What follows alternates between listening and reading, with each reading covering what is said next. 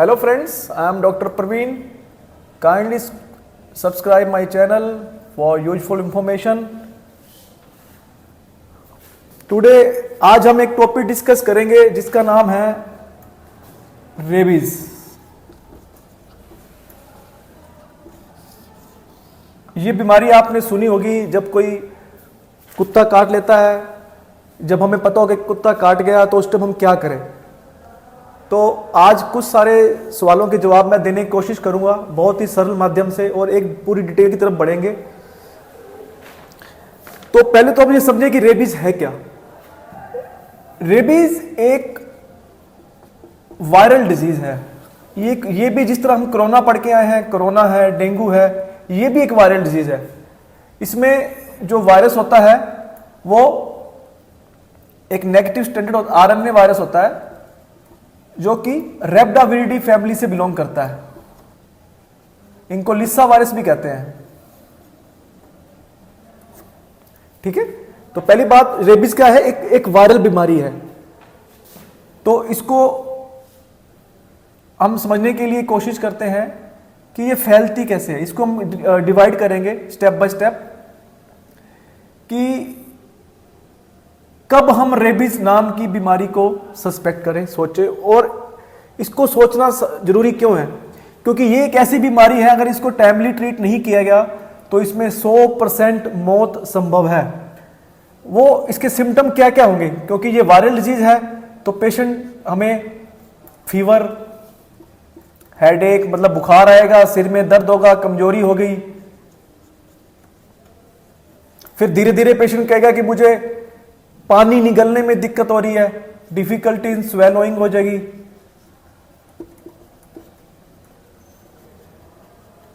उसके बाद फिर उसको पानी से डर लगेगा, पानी के नाम, पानी देखते ही डरेगा वो, फियर ऑफ वाटर। फिर धीरे धीरे बीमारी जब धीरे धीरे बढ़ेगी तो पेशेंट जैसे ही उसकी हवा के उसके माथे पे, उसके मुंह पे टकराएगी तो वो भी उसको दर्द करेगी, पेन फ्रॉम इवन एयर। अगर इस तरह के सिम्टम पेशेंट बता रहा है तो फिर हमें सोचना पड़ेगा कि ये सिम्टम रेबीज वायरस, रेबीज नाम की बीमारी के होते हैं। तो फिर हम पेशेंट से हिस्ट्री लेंगे।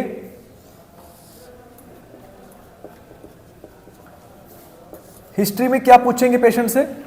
हिस्ट्री में ये पूछेंगे कि क्या उसका किसी डॉग से, कैट से, काऊ से, या फिर चमगादड़ से, रैकून होता है यूएसए में बहुत कॉमन, कौन है? बैट और रैकून, लोमड़ी से, इनसे कोई कांटेक्ट तो नहीं हुआ? कोई कुत्ते की या बिल्ली की, इवन काऊ या हॉर्स भी इसमें इंक्लूड है। These are mammals. Dog bite तो नहीं हुई, कुत्ते ने काटा कहीं, या कैट ने किसी और की बिल्ली ने काटा तो नहीं है? कि लोमड़ी से कांटेक्ट तो नहीं हुआ, चमगादड़ ने तो नहीं काटा, रैकून ने तो नहीं काटा।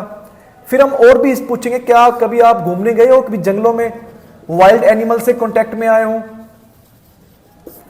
वाइल्ड एनिमल के कांटेक्ट में आने से, जिनका हमें पता ही नहीं है कि उनको रेबीज है कि नहीं, उनके कांटेक्ट में आने से भी बीमारी फैल सकती है। या फिर आप पशुओं के डॉक्टर हो, एनिमल डॉक्टर्स, वेटरनरी सर्जन कहते हैं इनको, एंड वीएलडी होते हैं, डिप्लोमा होल्डर होते हैं वेटरनरी वाले। या फिर वेटरनरी पशुओं की लैब में काम करते हो, लेबोरेटरी वर्कर हो, या फिर वैक्सीन की लैब में काम कर रहे हो। तो ये सब हाई रिस्क पेशेंट है। इन सब पेशेंट में अगर ये सिम्टम आ रहे हैं तो हमें एक बार रेबीज की तरफ सोचना है। तो अगर कोई पेशेंट आपको इस तरह के पेशेंट जो है हमारे पास, और पशुओं में मेन जो पशु होते हैं वो हमारे लिए डॉग ही, हम मैक्सिमम डॉग को ही जानते हैं। लेकिन डॉग के अलावा एक चमगादड़ ऐसा है जो बहुत ज्यादा करता है। यूएसए में मोस्ट ऑफ केसेस बैट की वजह से होते हैं, या फिर लोमड़ी भी कर देती है। कभी कभी रेयर केस में बिल्ली, काऊ और हॉर्स, ये भी रेबीज कर सकते हैं।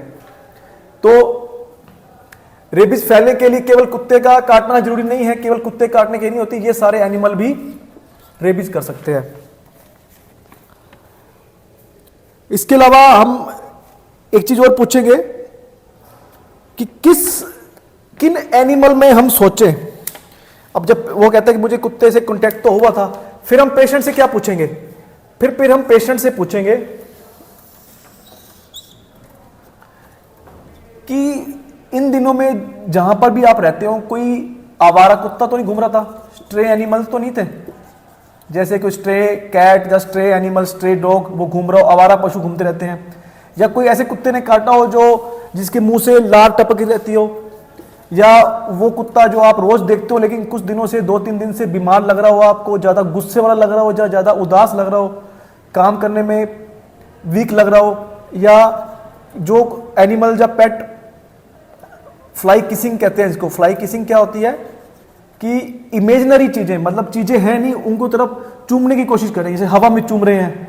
तो इस तरह के कुत्ते या पशु और भी आपको अगर लगते, जो हमें पढ़ के आए हैं इधर, ये पशु अगर ऐसे सिम्टम शो कर रहे हैं भी आवारा घूम रहे हैं, ज्यादा गुस्से वाले मूड में हैं, सबको काटते फिर रहे हैं, या मुंह से लार निकल रही है, ड्रूलिंग हो रही है उनके मुंह से बार बार, या फिर ज्यादा सुस्त लग रहे हैं, या फिर हवा में ऐसे चूमते फिर रहे हैं, या फिर आपको लगता है कि बैट चमगादड़ हमेशा हवा में घूमता है लेकिन जो आपको जमीन पे पड़ा मिल रहा है, ऑन अर्थ है।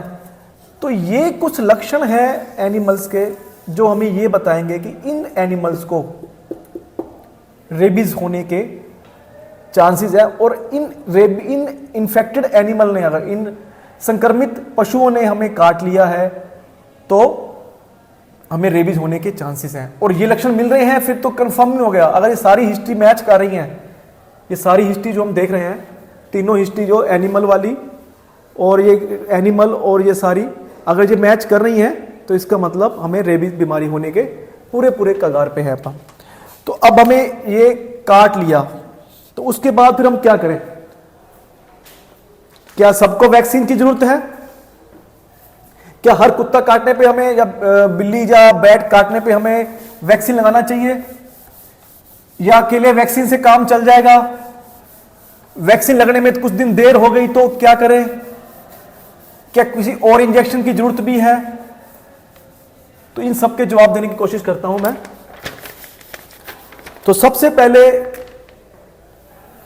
जहां काटा है उसकी हमने वूंड केयर करनी है। वूंड केयर मतलब क्या होता है? जख्म जो बना है कुत्ते के या बिल्ली के या उस पेट रैबिट इन्फेक्टेड एनिमल के काटने से, उनको फटाफट हमने 15 मिनट तक वॉश करना है। वॉश किससे करना है? धोना किससे है? पानी से।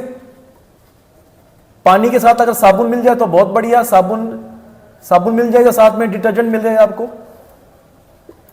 या फिर आपको कोई इथेनॉल मिल जाए, इथाइल अल्कोहल मिल जाए, अल्कोहल मिल जाए 70% वाला, सैनिटाइजर के रूप में मिलता है अपने को जो, या फिर अपने को पोविडीन आयोडीन मिल जाए, आयोडीन मिल जाए।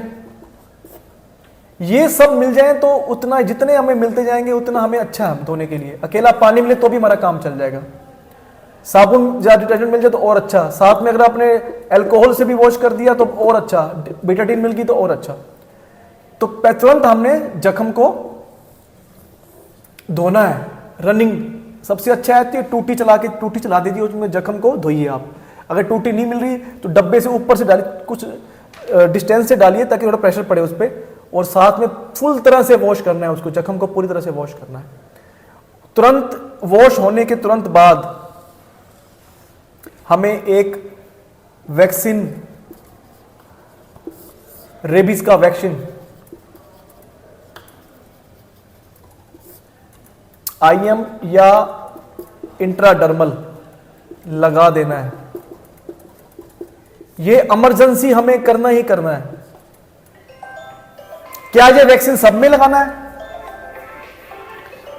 सिंपल सी बात है, आप किसी जख्म को इतना ढंग से धो रहे हैं, मतलब तो या तो जख्म गहरा है या कैटेगरी 2 या 3 है। तो 3 कैटेगरी होती हैं।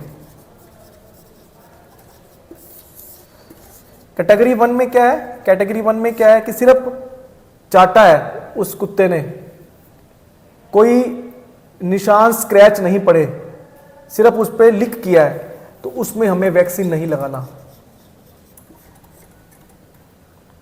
कैटेगरी में 2 में क्या है कि एक तो उसने काट लिया, काटने के बाद उसके स्क्रैच पड़ गए, निशान पड़ गए, और स्क्रैच भी ऐसे पड़े कि आपके ऊपर की चमड़ी छिल गई, लेकिन खून नहीं आया, नो ब्लड। वैक्सीन लगाना है। कपड़े पहने हुए थे, चमड़ी के ऊपर से निशान पड़ गया, ऐसे निबिंग हो गई, तब भी वैक्सीन लगाना है। क्या सबको लगाना है?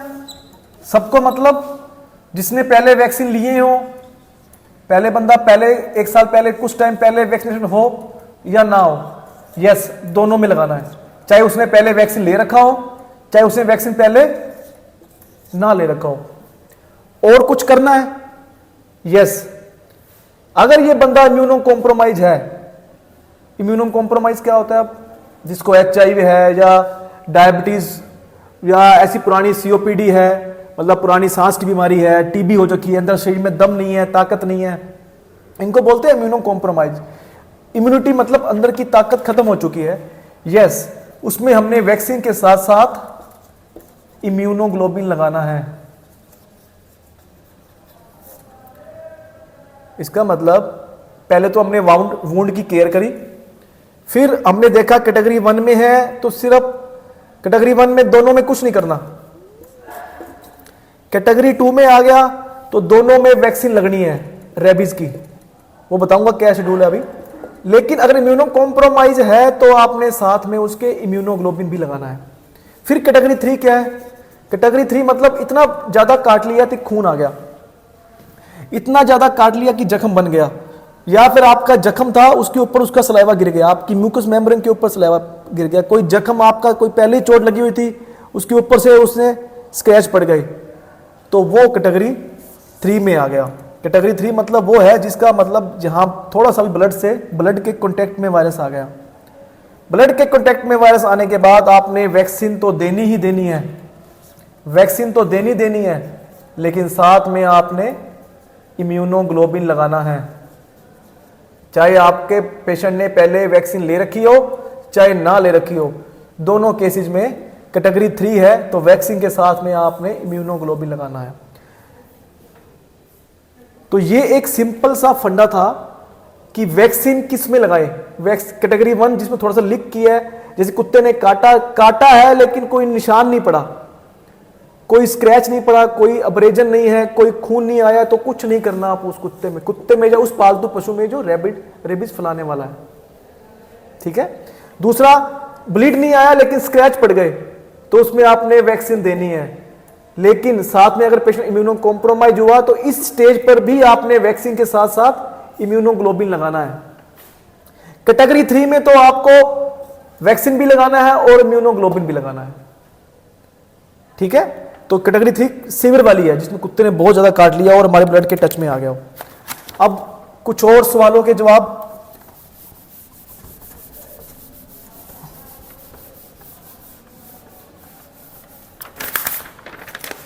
सवालों के जवाब ये है, कितनी डिले कर सकते हैं हम लोग वैक्सीन? कुत्ता काटा हमें रात को, तो कितनी देर तक हम वैक्सीन लगवा सकते हैं?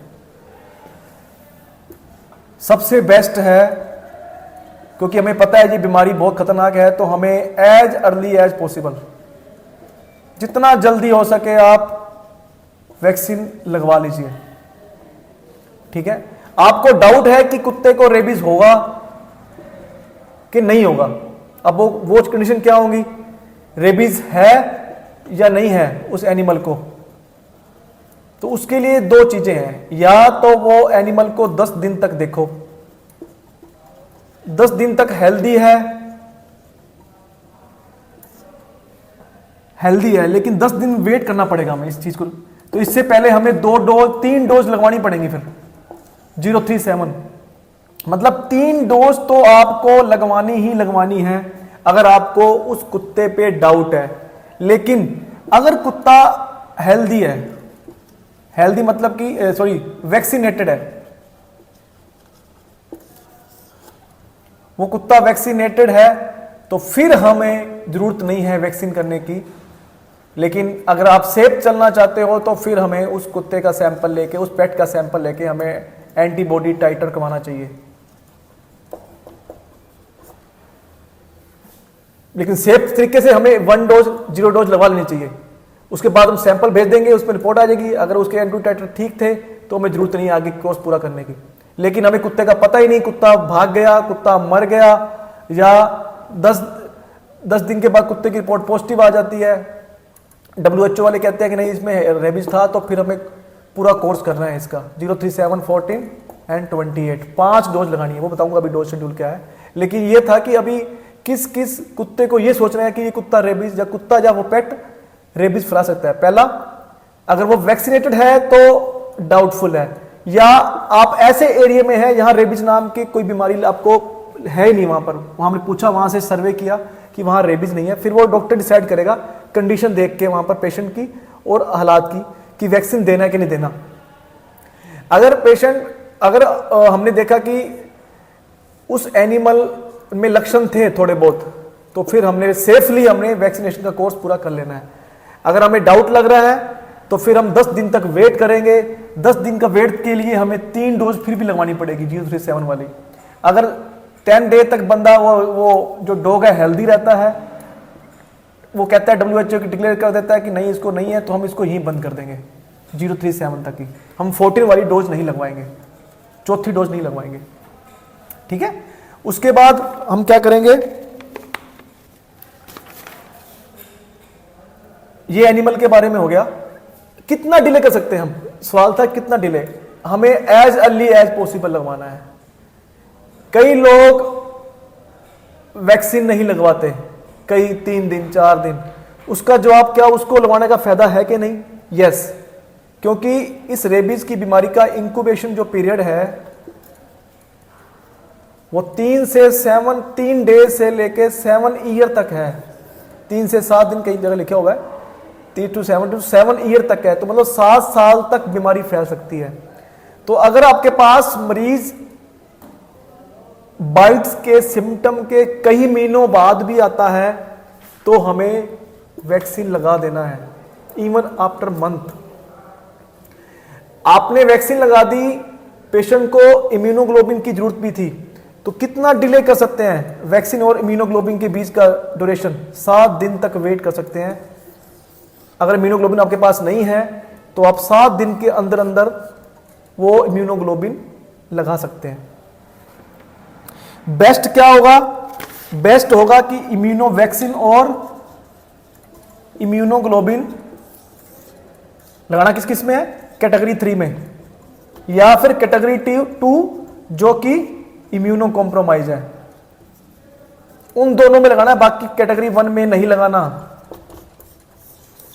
तो कैटेगरी 3 में लगाना है, या कैटेगरी 2 जो इम्यूनो कॉम्प्रोमाइज है उनमें आप वैक्सीन प्लस इम्यूनोग्लोबिन लगवाएंगे, ठीक है।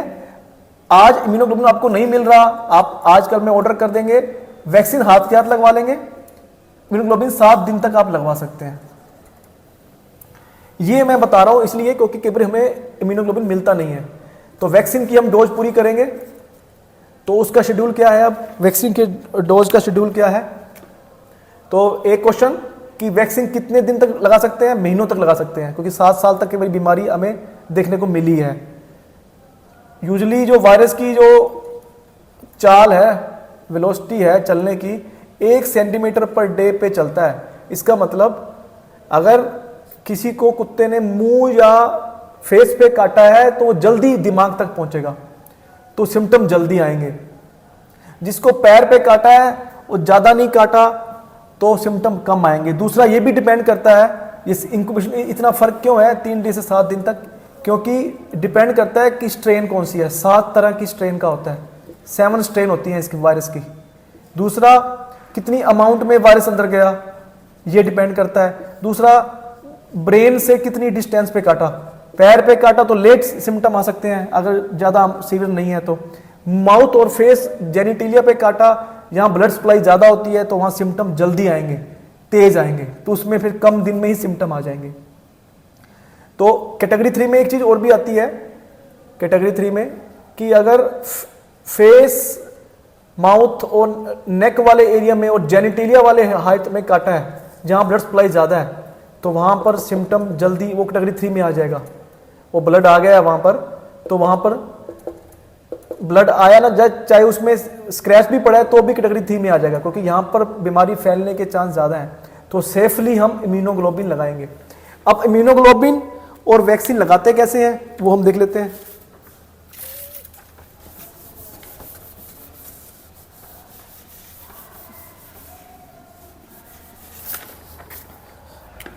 तो पहला था हमारा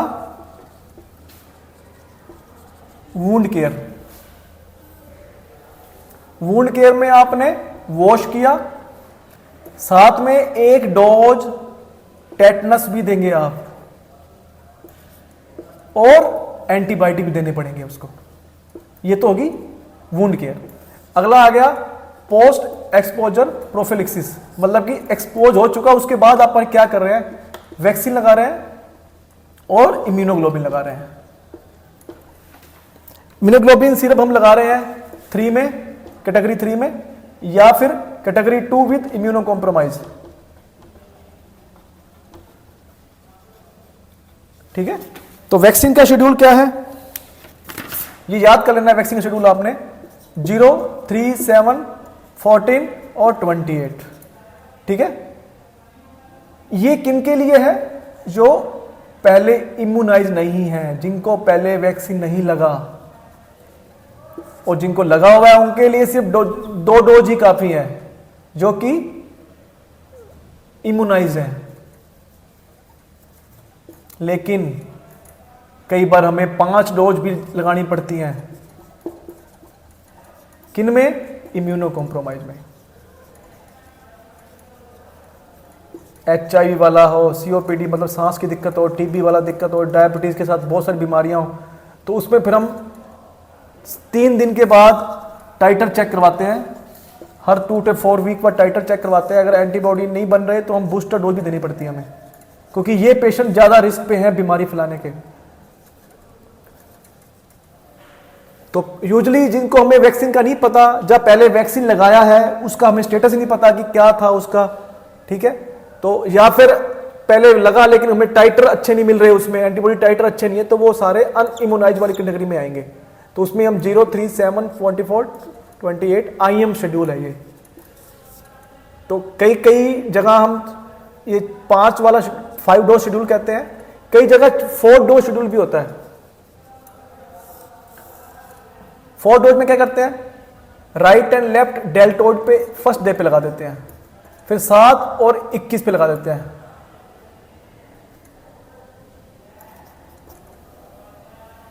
तो ये वाला शेड्यूल है जो, तो कई जगह 2 राइट एंड लेफ्ट में लगा दिया, फिर 7वें दिन में, फिर 21 दिन पे। ये 4 डोज शेड्यूल होता है। दूसरी बात, ये वैक्सीन लगाना कहां पर है, कहां ज्यादा काम करेगा, IM में कहां लगाना है, डेल्टोइड, मोढे वाली, शोल्डर वाली ज्वाइंट पे लगाना है, यहां पर लगाना है। और बच्चे होंगे तो बच्चों में कहां लगाना है, थाई के एंटीरोलेटरल, मतलब कि थाई के बाहरी और बाहर वाले हिस्से में, थाई के बाहर वाले हिस्से में, जांघ के बाहर वाले हिस्से में। अब इसमें एक इंपॉर्टेंट बात है कि कैटेगरी 3 वाले में हमें इम्यूनोग्लोबिन भी लगाना है और वैक्सीन भी लगाना है। इम्यूनोग्लोबिन लगाना कैसे होता है, इम्यूनोग्लोबिन लगाना ऐसे होता है, 2 तरह का होता है, ह्यूमन और इक्विन। इसकी यूनिट है 20 यूनिट पर केजी, इसकी 40 पर केजी। सपोज 50 किलो का है तो 1000 यूनिट्स पर केजी बन गए इसके। तो ये 1000 यूनिट मैक्सिमम जो एरिया है वो जहां चोट, जहां खाया है, जहां जख्म है, वहीं पर डीप और उसके पेरीफेरी में लगाना होता है। जैसे ये चोट लगी यहाँ पर तो इसके डीप डालेंगे, मैक्सिमम जितना आप लगा सकते हैं, जैसे 1000 यूनिट्स फिल कर लेंगे इसको, और बाकी थोड़ा बहुत बचा हुआ इसके पेरीफेरी में लगा देंगे, जख्म के बाहर बाहर। जो बच गया इनमें से, उसके बाद उसको हम IM लगा देंगे। अब ये IM और वैक्सीन सेम जगह पे नहीं होने चाहिए, ये इंपॉर्टेंट है। जैसे कि आपको डेल्टोइड पे ही कुत्ते ने खाया तो फिर आप डेल्टोइड पे वो लगाओगे इम्यूनोग्लोबिन, वैक्सीन नहीं लगाओगे। वैक्सीन को फिर आप लगाओगे थाई पे जाके। ग्लूटियल रीजन में लगाने से वैक्सीन थोड़ा कम इफेक्टिव होता है, ज़्यादा काम नहीं करता, इसलिए बेस्ट साइट इसकी डेल्टॉइड है, बच्चों में थाई है। ठीक है, इंपॉर्टेंट है। तो दो तरह का इम्यूनोग्लोबिन, इसको हम 7 दिन के अंदर अंदर लगाना पड़ता है, वैक्सीन के 7 दिन के अंदर अंदर। मैक्सिमम जो होगा वो जख्म के अंदर डाल देंगे, और जो थोड़ा बहुत बच गया जाएगा उसको हम आईएम लगा देंगे। ठीक है, तो ये था हमारा इम्यूनोग्लोबिन और वैक्सीन के बारे में। चलो, अब ये वैक्सीन लग गया, इम्यूनोग्लोबिन लग गया, फिर हमने साथ में हमें एंटीबायोटिक देने हैं। वुंड केयर हमने पहले करी ली थी, ठीक है, और उसके बाद हमने एंटीबायोटिक और एक इंजेक्शन देना है टेटनस का। हमने कैटेगरी पढ़ी ली है हमने। अब बचाएं कैसे, बचे ये तो हम, ये हो चुका कि हमें वैक्सीन कुत्ते ने काट लिया या पेट ने हमें काट लिया तो हमें ये ट्रीटमेंट देना है। अब इसमें इंपॉर्टेंट है कि प्रिवेंट कैसे कर सकते हैं आप इसको, how we can prevent rabies. Prevention, हमने हाई रिस्क केसेस भी पढ़ लिए अभी, कब कब किन में ज़्यादा, जब हम जंगलों में घूमने जाएंगे या हमारे जो पशु हैं, पालतू पशु हैं, वो बाहर के पशुओं के कांटेक्ट में आ रहे हैं, या हमें लग रहा है कि ये पशु कुछ अजीब से लक्षण दिखा रहा है, बुखार, लेसीट्यूड या एंगर दिखा रहा है, गुस्सा दिखा रहा है, या पैरालाइज टाइप हो रहा है, हवा में किस करता फिर रहा है, तो हमें सिम्टम पहचान लिया उस पशु में, हम उस पशु को हाथ के हाथ वेटरनरी डॉक्टर के हवाले कर देना है, वो इनकी केयर करेंगे और अपने आप इनको डिस्पोज ऑफ करेंगे। प्रिवेंशन में क्या करना है, पहले तो पेट केयर करनी है। पेट केयर को क्या करना है, वैक्सीनेट करना है। जैसे हम अब इंसानों में करते हैं वैसे उनको वैक्सीन भी लगते हैं, रेबीज के वैक्सीन। दूसरा, पेट केयर को, पेट्स को बचाना है बाहर के पशुओं के साथ घूमने फिरने से। तीसरा, जो हमारे बच्चे हैं, चाइल्ड को बचाना है, चाइल्ड थोड़ा कम खेले बाहर के पशुओं से, और हो सके तो हमारे घर के पशुओं से भी, पेट से भी। लेकिन ये थोड़ा पॉसिबल कम लगता है कि घर बच्चे रखते इसलिए हैं खेलने के लिए, तो पॉसिबल हो सको पहले पेट्स को अपना वैक्सीनेट करो, उनको बाहर के पशुओं से मत घूमने फिरने दो। तो तीसरा, वुमेन केयर, कि हमें जब पता है कि हम लेबोरेटरी में काम कर रहे हैं, लेबोरेटरी में काम कर रहे हैं, तो लेबोरेटरी में काम कर रहे हैं तो हम, और दूसरा हम वैक्सीन फैक्ट्री में काम कर रहे हैं, या हम वेटरनरी डॉक्टर्स हैं, या हमारा कांटेक्ट हो रहा है बार बार जंगलों, वाइल्ड लाइफ से, हमें नहीं पता उनके स्टेटस का, तो फिर हम क्या करेंगे, जो लाइव वैक्सीन के टच में हो, लाइव रेबीज के टच में होंगे, वायरस के टच में होंगे, हम उनका एंटीबॉडी टाइटर करवाते हैं। उनका टाइटल अगर लेस देन 0.5 पर ml है तो फिर हम उनको बूस्टर डोज देते हैं वैक्सीन की। अगर ज़्यादा है तो जरूरत नहीं है। जो लेबोरेटरी वर्कर हैं जिनका एक्सपोजर कम है तो इनका कराते हैं हर 6 महीने बाद। जो लेबोरेटरी वर्कर है इनका कराते हैं हम, जो टच में थोड़ा कम है उनका कराते हैं हर 2 साल बाद। इनका भी सेम, अगर लेस देन 0.5 यूनिट्स पर ml इनका टाइटर है तो हम उनको बूस्टर डोज दे देते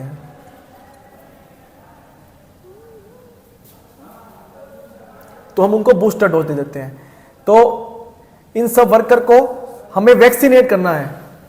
इनको बोलते हैं प्री एक्सपोजर प्रोफिलैक्सिस। इसका मतलब जो इंसान या जो हम इनके टच में है, रिस्क पे है, वाइल्ड लाइफ जाना पड़ रहा है, हमने घूमने जाना पड़ रहा है, तो हम सारे इनके टच में आ गए, तो इन सबको हमें प्री एक्सपोजर प्रोफिलैक्सिस देना है। वो क्या है, वो भी 2 प्रोटोकॉल से है, इंट्रामस्कुलर और इंट्राडर्मल। इंट्रा उसमें जो है, इसमें 0, 7 और 21 और 28 ये बूस्टर के लिए कहते हैं। तो इसका मतलब हमने 10 दिन तक जब पशु को टच किया, एक्सपोज किया था, अगर वो पशु नॉर्मल निकलता है, नहीं मरता है, तो हम ये मान लेते हैं कि ये इसका प्री एक्सपोजर प्रोफिलैक्सिस की तरह काम करेगा। और फिर कभी इसको कुत्ता काटा तो हम इम्यूनाइज स्टेटस वाले कॉलम में आ जाएंगे। तो फिर हम अगली बार 2 ही वैक्सीन लगवाएंगे, ना कि 5 डोज लगवाएंगे। ये अगर हाई रिस्क वाले हैं तो हम उसको बचने के लिए पहले ही प्री एक्सपोजर प्रोफिलैक्सिस लेते हैं। तो 0, 7, 21 और 28, ठीक है, ये इंट्रामस्कुलर रूट है, और इंट्राडर्मल रूट भी होता है, वो भी सेम से चलता है। बस एक ही फर्क है कि जब इंट्राडर्मल देते हैं तो एंटी मलेरियल वाली कीमो प्रोफिलैक्सिस जब दे रखी हो तो उसमें इंट्राडर्मल वाला रूट नहीं चलता है, ये दोनों इकट्ठे नहीं हो सकते, उस टाइम हमें IM रूट ही देना पड़ता है। तो ये थोड़ी डीप बातें थी, प्री एक्सपोजर कैसे करना है, प्रोफिलैक्सिस क्या है। जो हाई रिस्क वाले बंदे हैं, लेबोरेटरी में हैं, बार बार पशुओं के साथ कांटेक्ट में आ रहे हैं, किसी पशु को नहीं पता, हमें किसी जंगली पशु को नहीं पता, वाइल्ड लाइफ में कांटेक्ट में आ रहे हैं, तो उसमें हम प्री एक्सपोजर प्रोफिलैक्सिस देते हैं। तो आई थिंक आपको ये चीजें सब समझ आ गई होंगी, और अब आप घबराएंगे नहीं, और आपको नॉलेज होगी तो आप उस हिसाब से पहले अपने जो भी पेशेंट होगा आप उसको समझाएंगे कि डरिए मत, इसका इलाज है। फटाफट आप घर बैठे अपने पेशेंट को, जो आपके साथ जिनको डॉग बाइट या पेट एनिमल बाइट हुआ है, तो उसको आप धो लेंगे साबुन से, पानी से, बिटाडीन से सैनिटाइजर से। उसके बाद तुरंत बाद आप ये देखेंगे कि कौन सी कैटेगरी में आता है। कैटेगरी 1, 2, 3 है, कैटेगरी 1 में है तो कुछ नहीं करना, कैटेगरी 2 में है तो सिर्फ वैक्सीन देना है। लेकिन वो बंदा अगर डायबिटीज वाला है, HIV वाला है, या COPD है, इम्यूनो कॉम्प्रोमाइज है, गुर्दे की दिक्कत है, लीवर की दिक्कत है, तो उसमें आपको इम्यूनोग्लोबिन भी देना चाहिए। जो कैटेगरी 3 में आएगा उसमें आपको वैक्सीन भी देना है और इम्यूनोग्लोबिन भी देना है। इम्यूनोग्लोबिन की मैंने आपको बता ही दिया कि मैक्सिमम उस जख्म के चारों ओर डीप में डालना है, जो बच जाए उसको IM देना है। जो वैक्सीन है वो डेल्टोल मतलब मोढे पे लगेगा या फिर थाई पे जांग पे लगेगा, ठीक है। उसके बाद दोनों सेम डे पे ही दे जाए तो बहुत अच्छे हैं। नहीं मिल रहा इम्यूनोग्लोबिन तो 7 दिन तक हम वेट कर सकते हैं। वैक्सीन अगर आज नहीं लगा है तो हम जितना जल्दी हो सके हम उतना जल्दी लगवा लेना चाहिए। तीसरा, अगर हमें डाउट है कुत्ते पे, कुत्ते को हमें 10 दिन तक ऑब्जर्व करना है। अगर हमें लग रहा है कुत्ता बिल्कुल हेल्दी है तो फिर हमें 3 डोज ही लगवानी है। चौथी डोज जो 14 डे वाली है उसको नहीं लगवाना है, ठीक है। तो दूसरा, फिर हमने ये भी देखा कि कैसे प्रिवेंट करना। एक टेटनस का इंजेक्शन लेना नहीं भूलना है, और एंटीबायोटिक उस जख्म पे जो हुए हैं उस पे नहीं भूलना है। जख्म अगर कैटेगरी 2 वाला जो है अगर वो चेहरे पे आ जाए तो हम उसको सीवियर मानते हैं, क्योंकि ज़्यादा फैलने के चांस है, तो उसको हमें कैटेगरी 3 की तरह ट्रीट करना है और इम्यूनोग्लोबिन और वैक्सीन देना है। होप आपको ये चीज़ काफ़ी पसंद आई होगी और आप अब बड़े कॉन्फिडेंस से अब रेबीज को ट्रीट कर पाएंगे, जो कि एक वायरस है, वायरल डिजीज है। तो kindly subscribe my channel DP Medicine, DPMEDCINE. This is continuous, and to get more video on these type of topics, kindly subscribe and share. Thank you.